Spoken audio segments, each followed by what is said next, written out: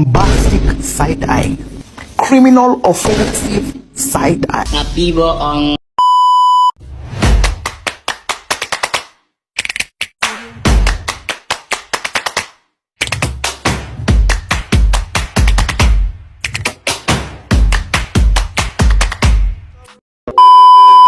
Halo guys, kami dari kelompok kelima yang akan melakukan wawancara mengenai dinamika penduduk. Sebelum wawancara, perkenalkan, nama saya Kayla.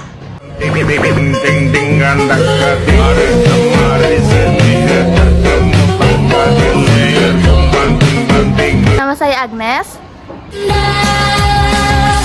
Tak perlu tunggu hebat untuk berani memulai apa yang kau impikan.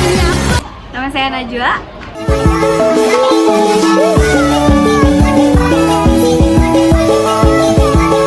Nama saya Pio. Jangan cintai aku lagi, jangan sayangi aku lagi. Nama saya Niko. Kali orang carane pena aku. Tugas ini adalah mapel geografi yang diajar oleh siapa?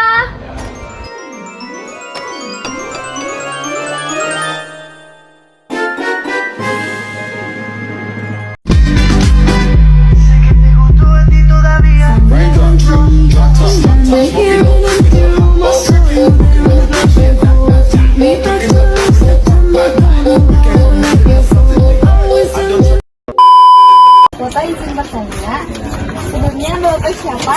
Pak Yejen. Bapak tinggal di mana? Tinggal di sini.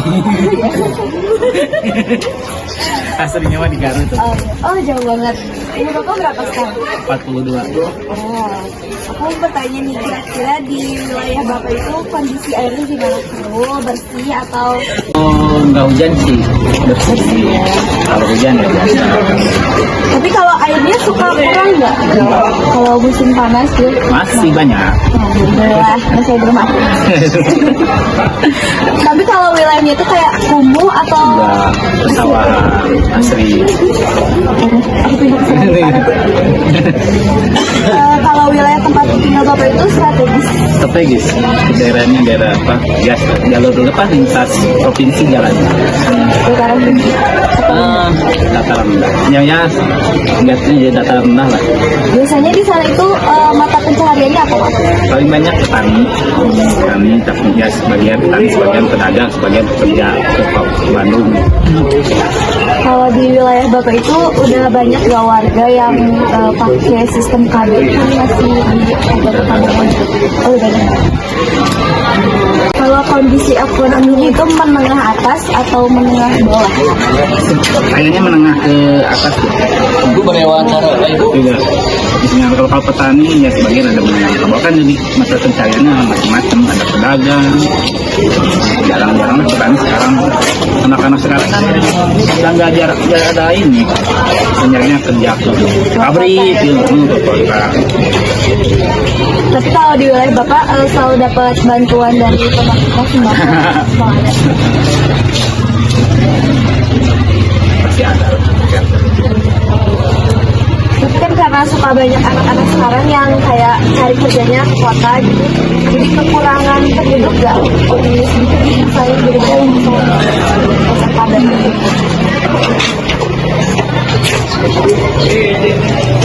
Udah? Pak, makasih ya Pak. Assalamualaikum Ibu. Waalaikumsalam.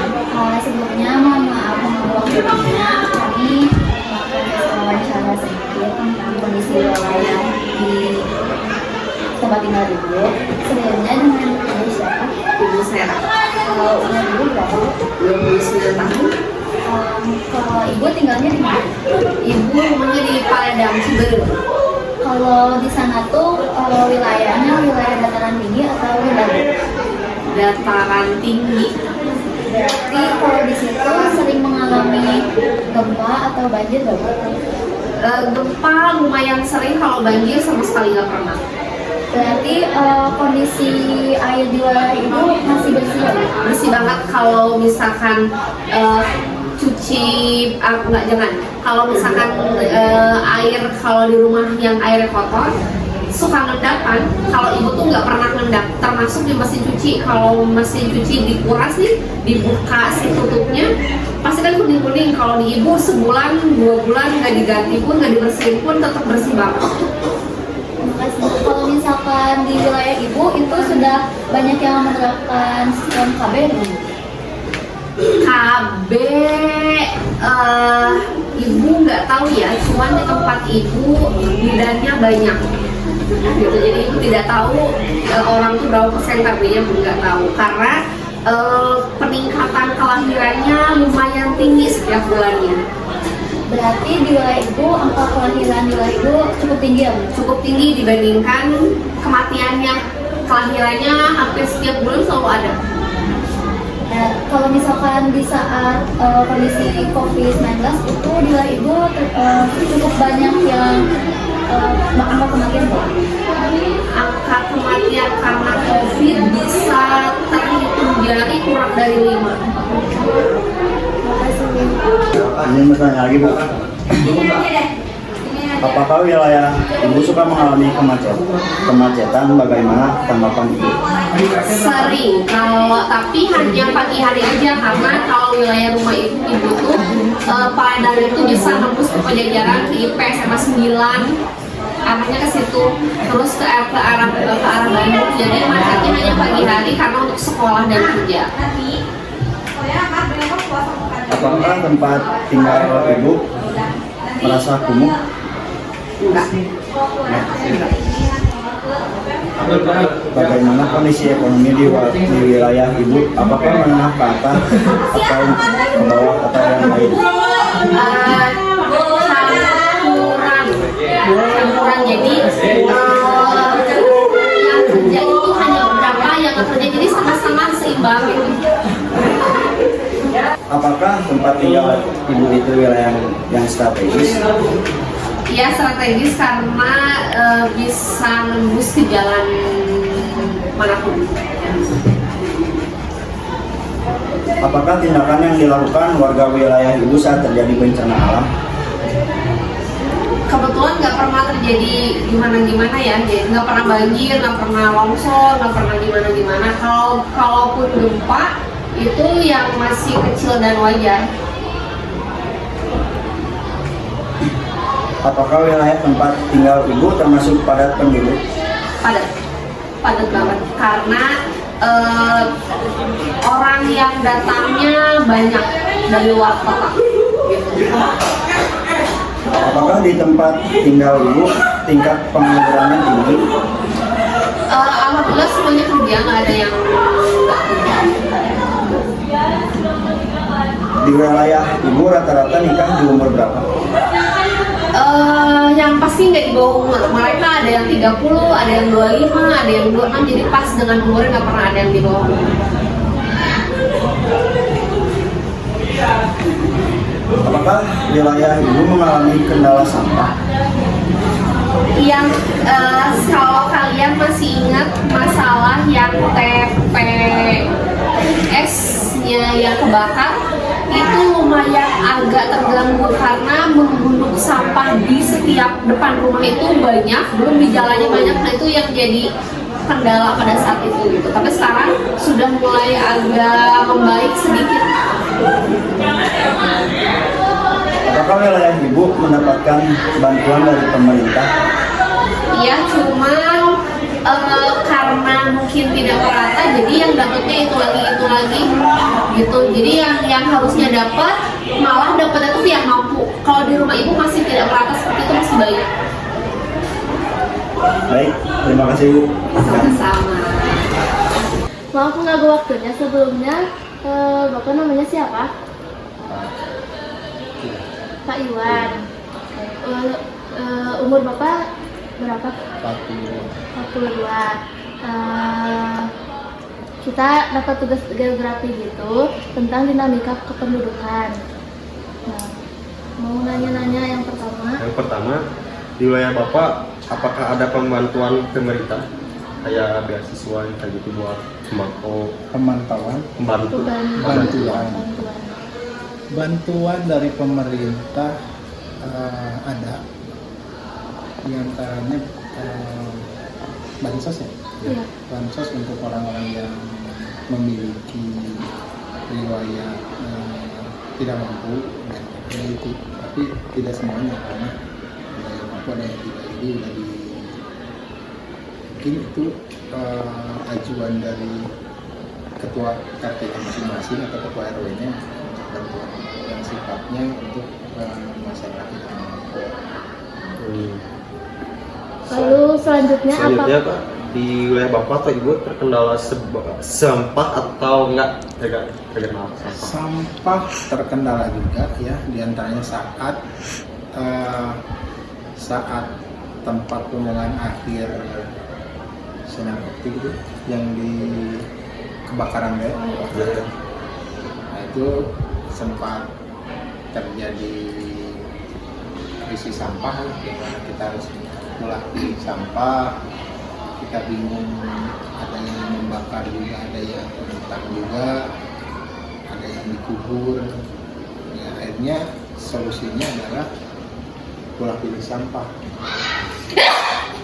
Dan selanjutnya Bapak, di wilayah Bapak di wilayah Bapak status ekonominya menengah atau ke bawah? Ekonominya Menengah atas atau kemana atau bawah? menengah. Kalau dirata-ratakan menengah, karena ada yang warga miskinnya ada, cuma warga miskinnya juga memiliki pekerjaan yang meskipun tidak tetap, seperti di bangunan ada gitu ya, ada yang berdagang gitu. Tapi kalau dirata-ratakan menengah.